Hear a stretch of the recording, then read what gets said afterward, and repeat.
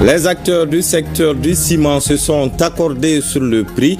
Il a été convenu de 112 000 francs pour le ciment local et 117 000 francs CFA pour le ciment importé. Pour le gouvernement, les dispositions sont en cours pour l'approvisionnement correct du marché en ciment. On en parle dans ce journal.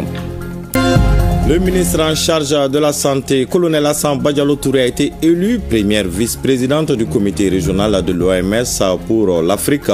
Ceci à la faveur de la 75e session du comité qui se tient sur 3 jours à Lusaka, en Zambie. Le point de la cérémonie d'ouverture avec nos envoyés spéciaux. Très heureux de vous retrouver. Bonjour et bienvenue aux informations. Vous vous rappelez certainement le vendredi 15 août 2025, le général d'armée Assimi Goïta, président de la transition, prenait connaissance du rapport relatif à l'exécution du système intégré de gestion des ressources humaines des fonctions publiques de l'État et des collectivités. Ce sont plusieurs dizaines de milliards de francs CFA que perd l'État par an. Dans la foulée, le chef de l'État a convié hier le Premier ministre ainsi que plusieurs membres du gouvernement ayant œuvré à la conduite du projet. L'objectif de cette rencontre était d'apporter des orientations nécessaires en vue de l'application des recommandations formulées dans le dit rapport afin de garantir l'effectivité et la pérennité du système au sein des structures publiques. Le reportage de Garibou Pérou avec les images d'Idrissa Traoré et Djeli Marandiabati. Sur un total, plus de 158 000 agents répertoriés au sein des administrations de l'État et des collectivités territoriales, plus de 122 000 ont fait l'objet d'un recensement physique et biométrique. Cependant, 36 151 agents demeurent absents de cette procédure. Ce constat a conduit dans la foulée du lancement du système il y a maintenant 10 jours à une instruction du président Goïta. Le vendredi 15 août 2025, le ministre de la Refondation a remis officiellement, lors d'une cérémonie solennelle, le rapport relatif au système intégré de gestion des ressources humaines à son Excellence le général d'armée Assimi Goïta, président de la transition, chef de l'État.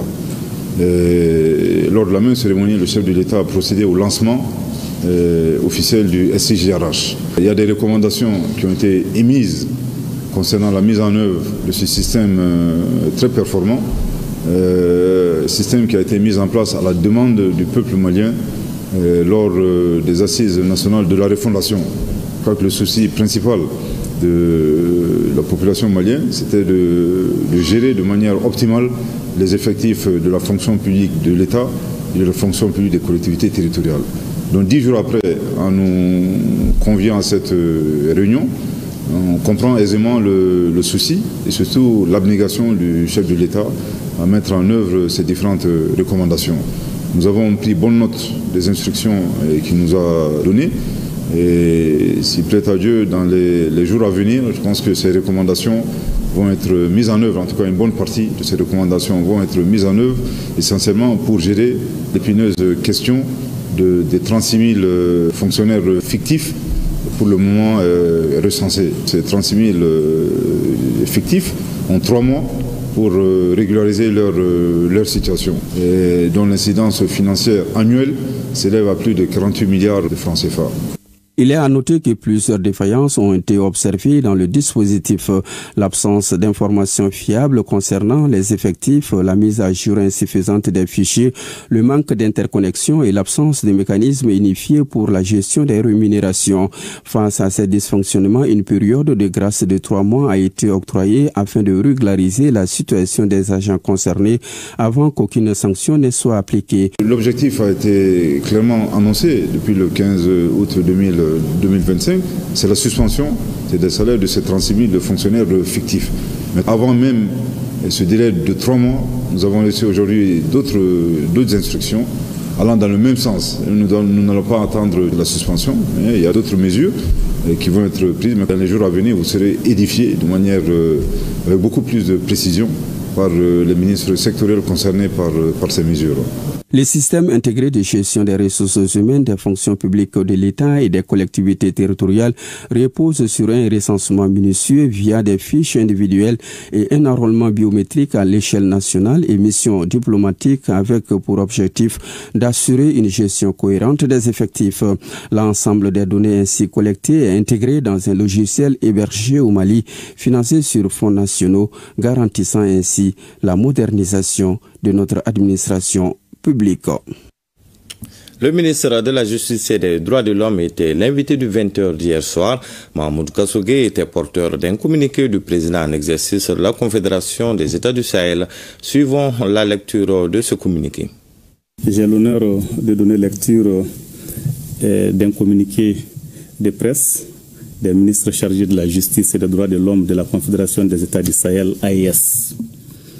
Les ministres chargés de la Justice et des Droits de l'Homme de la Confédération des États du Sahel, AES, expriment leur vive indignation et condamnent avec la plus grande fermeté les sanctions et autres actions de harcèlement visant des militants panafricanistes reconnus pour leur soutien aux idéaux panafricanistes et souverainistes des peuples de l'AES.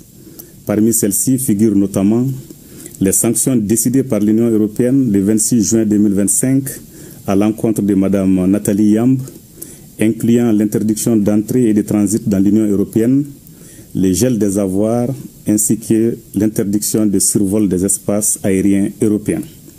L'arrestation illégale, la séquestration dans une caserne et la mort suspecte de l'activiste feu M. Alain Christian Traoré dit Alino Faso en République de Côte d'Ivoire et les diverses mesures de harcèlement contre Dr Franklin Nyamsi, M. Kémy Seba, M. Ibrahima Maïga et d'autres panafricanistes en République française et ailleurs.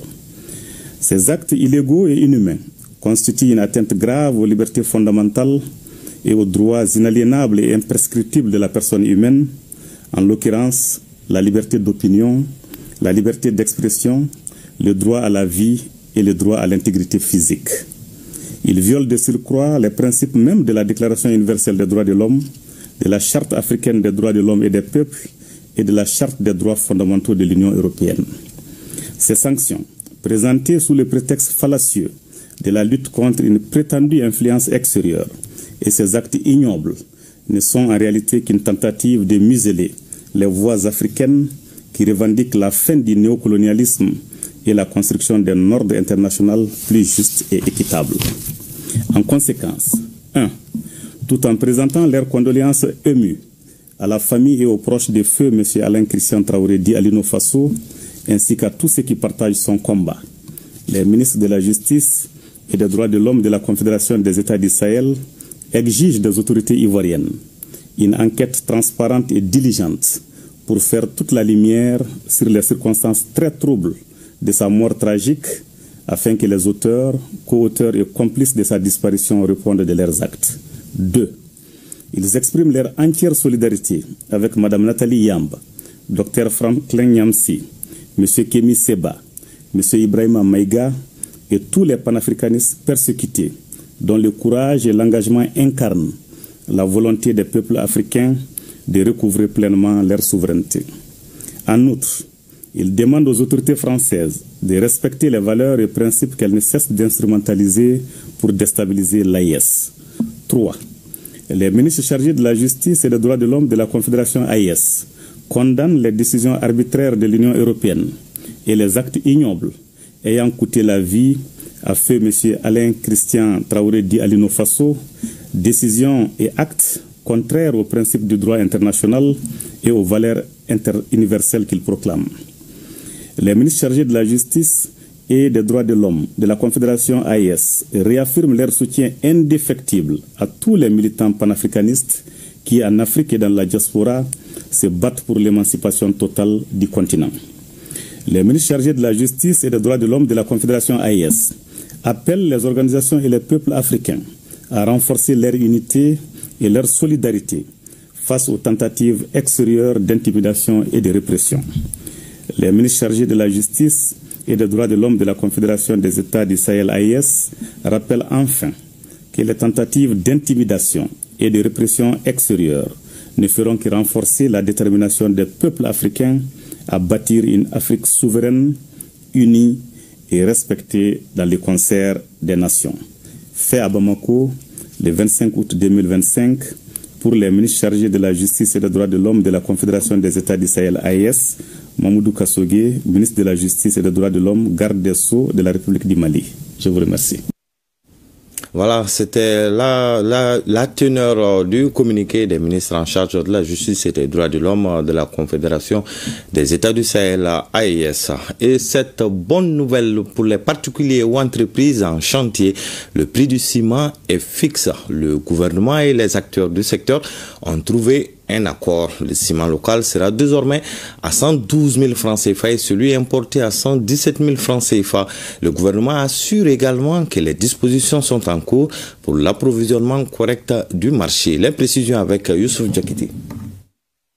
Le gouvernement du Mali reste déterminé à gagner le combat contre le prix du ciment. C'est ce qui justifie la tenue de cette rencontre élargie au ministère des Transports, aux usines, aux grossistes et aux distributeurs.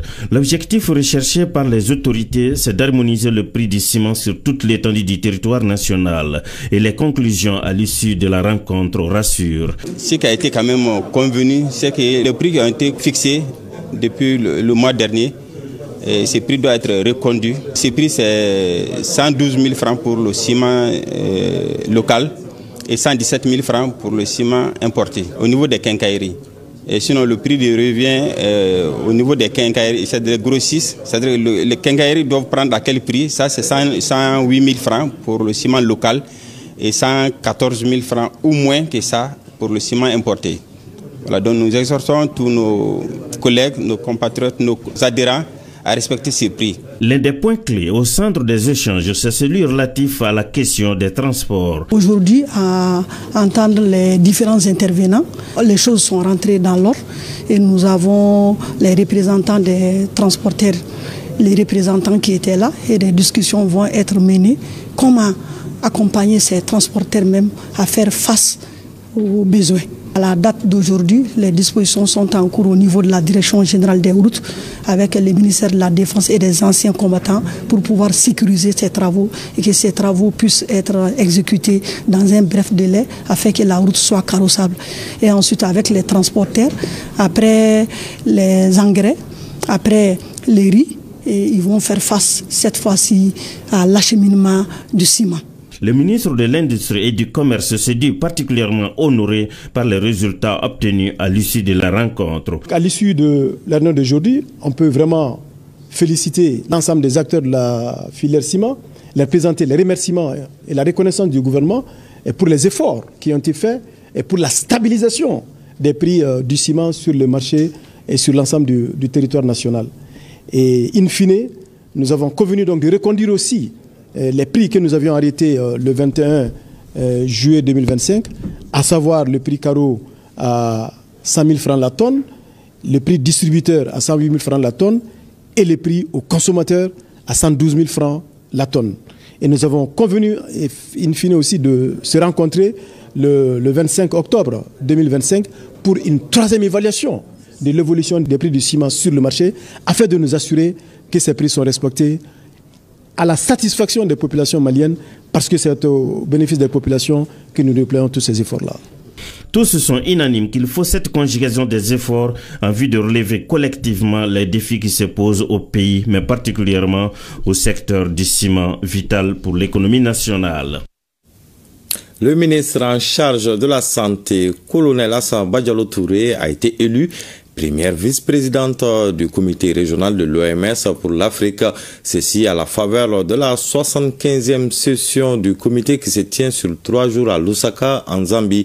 Une forte délégation malienne participe à cette rencontre annuelle dont le thème est construire ensemble une Afrique plus saine, un manifeste pour la transformation. Au cours de cette session, l'OMS et les pays africains doivent faire le point des avancées dans le domaine de la santé, identifier les défis et formuler des propositions pour garantir l'accès à la santé pour tous. Le point avec nos envoyés spéciaux à Lusaka, Koumassissé et Mbarakou Maïga. En Afrique, les difficultés liées à l'accès à la santé pour tous sont nombreuses. Les effets du changement climatique, la crise sécuritaire, les inondations, la gestion des épidémies, la santé de la mère et de l'enfant, l'accès à des produits sanguins de qualité et la santé bucco-dentaire sont autant de défis que les pays africains doivent relever. C'est précisément pour prendre des mesures concrètes et partager des expériences que le comité régional de l'OMS pour l'Afrique se réunit à Lusaka en République de la Zambie pour sa 75e session. Malgré ces menaces sanitaires, certains pays comme le Mali ont réussi à mettre en œuvre des politiques gouvernementales qui ont eu un impact significatif sur la santé des populations. Et beaucoup de réalisations, notamment les hôpitaux de Kati, l'hôpital du Mali et même le laboratoire Petro au niveau de l'Institut national de santé publique, sans compter tous les autres équipements et des moyens logistiques que nous avons eus. En plus des centres de dialyse offerts gracieusement par le président de la transition, il y a des centres de dialyse qui sont un peu partout dans le pays. Sous le leadership visionnaire de son Excellence, le capitaine Ibrahim Traoré, président du Faso, chef de l'État, c'est 12% du budget de l'État alloué au ministère de la Santé, malgré le contexte sécuritaire et humanitaire que le pays connaît. Après la cérémonie d'ouverture, colonel Assaba Diallo Touré, ministre de la Santé et du Développement social, et son homologue gabonais ont été élus respectivement premier et deuxième vice-président du comité régional de l'OMS pour l'Afrique, une fonction qu'ils vont occuper jusqu'à la 76e session du comité régional. Un honneur pour le Mali. C'est la première fois à ma connaissance que notre pays soit honoré jusqu'à ce niveau. Si on a été sélectionné et accepté par l'ensemble des ministres de la Santé des pays de l'Afrique, c'est grâce franchement au leadership de notre président de la République, c'est grâce au leadership du gouvernement malien, mais surtout grâce au leadership de Madame la ministre de la Santé. Le système de santé malien, l'épine dorsale, c'est le soin de santé primaire. Je tiens d'abord à remercier le président de la transition, le général d'armée Assimi Goïta, qui a eu confiance en moi pour me nommer à ce poste et prendre en charge la santé des Maliens. Et remercier le chef du gouvernement, le général de division Abdoulaye Maïga, pour la confiance portée à ma modeste portant pour gérer la santé des Maliens. Et on remercie la Zambie pour l'organisation de ce sommet régional, félicite le directeur régional pour sa nomination et pour la confiance qu'ils ont placée à ma modeste personne. Cette confiance est non seulement à moi, mais à tout le Mali et surtout à tout le personnel socio-sanitaire du Mali. Leur dire que nous prenons acte et nous voyons l'immensité des défis et ensemble nous arriverons à faire ce que nous pourrons pour la santé des Africains. Selon le premier responsable de l'OMS pour l'Afrique, les défis sont complexes mais pas insurmontables. Pour lui, les personnes les plus vulnérables doivent être placées au cœur de toute intervention sanitaire. Quant au chef de l'État zambien, son Excellence Hakainde Hichilema, qui a présidé la cérémonie d'ouverture, il a souligné que les pays africains doivent tirer les leçons de la COVID-19, harmoniser la réglementation sanitaire, bâtir la résilience et s'engager à soutenir les objectifs stratégiques de l'OMS. À son initiative, la Zambie a augmenté son budget de la santé qui est passé de 7% à 12%. Actualité dans nos régions à présent, la session d'appropriation du programme national d'éducation aux valeurs au gouvernorat de Koulikoro. Elle a réuni l'ensemble des forces vives de la région. La session a été suivie de la remise du document aux autorités régionales. Les échanges ont permis aux participants d'être mieux édifiés sur le contenu du document, nous dit Adama Traoré. Cette session régionale d'appropriation du programme national d'éducation aux valeurs, issue des recommandations des assises nationales de la refondation, est une initiative qui matérialise la volonté du président de la transition, le général d'armée Assimi Goïta. Un programme qui vise à promouvoir une éducation civique, morale et patriotique basée sur le respect des valeurs et la bonne gestion des affaires publiques. L'objectif recherché, c'est d'informer l'ensemble des populations maliennes, et précisément celles de Koulikoro ce matin, sur l'existence du programme dans un premier temps, son contenu et également les perspectives de mise en œuvre du programme. Le message, c'est que tous ceux qui étaient dans la salle, qui ont pu écouter la présentation du programme, qu'ils puissent être des acteurs ou des relais pour informer leurs familles, leurs organisations, leurs fêtières, afin que chacun puisse s'en approprier. Pour les autorités régionales, cet échange autour du programme national d'éducation aux valeurs, suivant la vision du président de la transition, est un processus d'engagement et de réappropriation de nos valeurs sociales.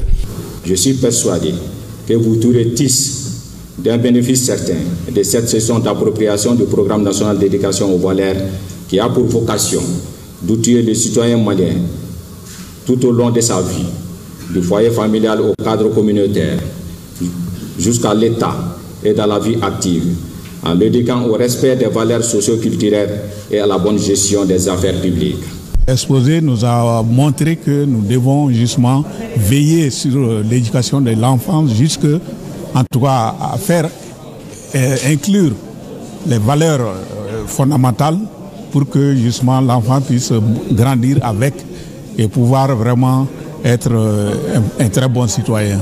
Auparavant, les représentants du ministre en charge de la refondation a tenu à remettre les documents du programme national d'éducation aux valeurs aux autorités locales, lesquels documents comportent 248 pages avec 7 axes principaux.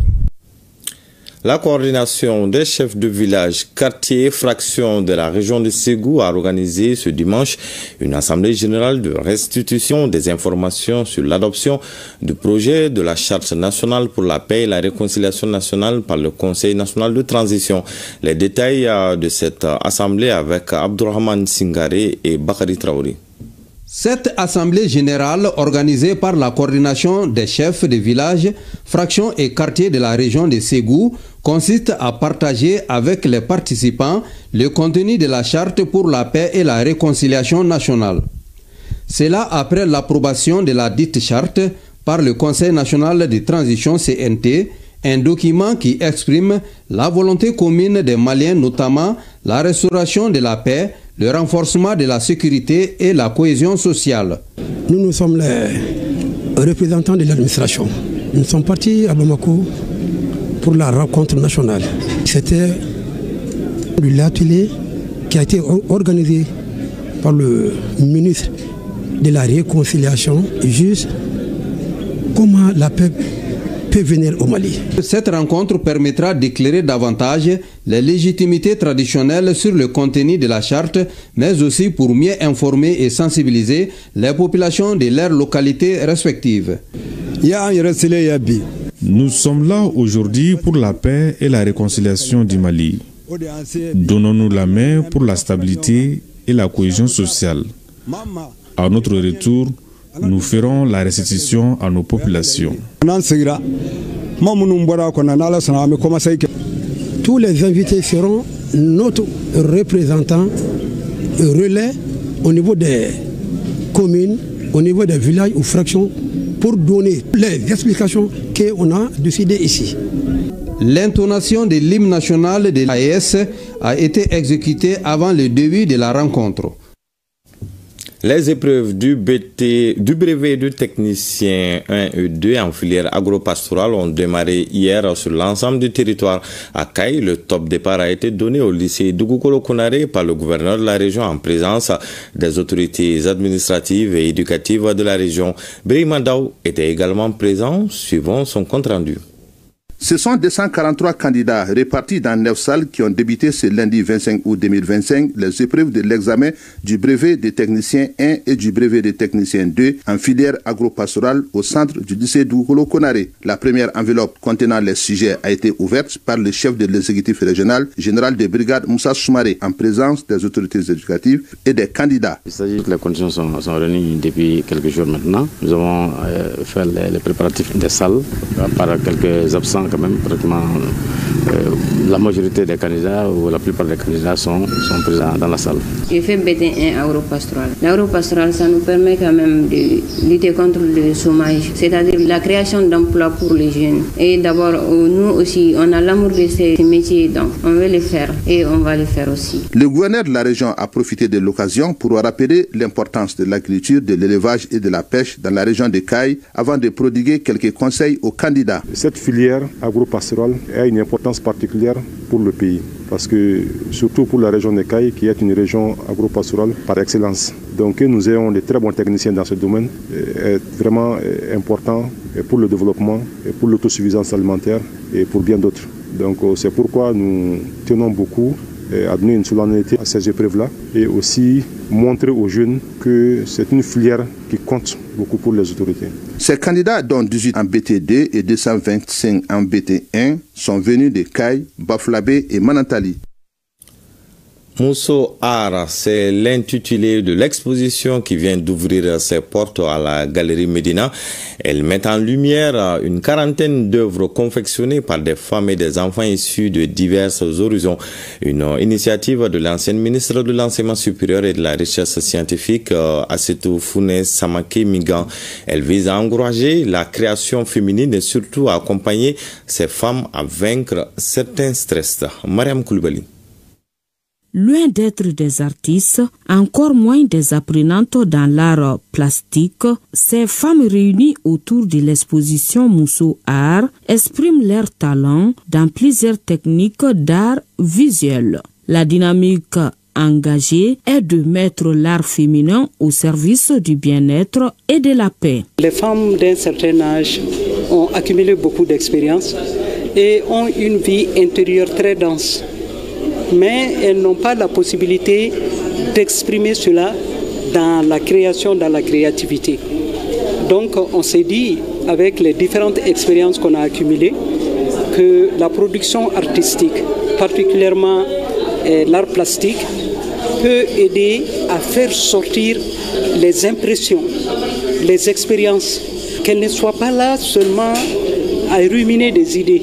De la technique du Borolan, en passant par la peinture contemporaine, les artistes du jour relatent avec style leurs différentes préoccupations. Les thématiques abordées sont, entre autres, la paix, la cohésion sociale et le vivre ensemble. Voir ces grandes femmes magnifier l'art du Borolan, la peinture, et en marge de ça, il y a les enfants. C'est une initiative salutaire. À une année décrétée, l'année de la culture. Mon dessin, ça représente la paix. La paix, ça a beaucoup de valeur dans le monde entier. Le programme établi sur une durée indéfinie envisage plusieurs autres créations. C'est sur cette belle initiative artistique que prend fin ce journal. À 20h, vous avez rendez-vous avec Barakissa Ouattara pour d'autres informations. Quant à moi, je vous donne rendez-vous demain, même heure, avec le même plaisir.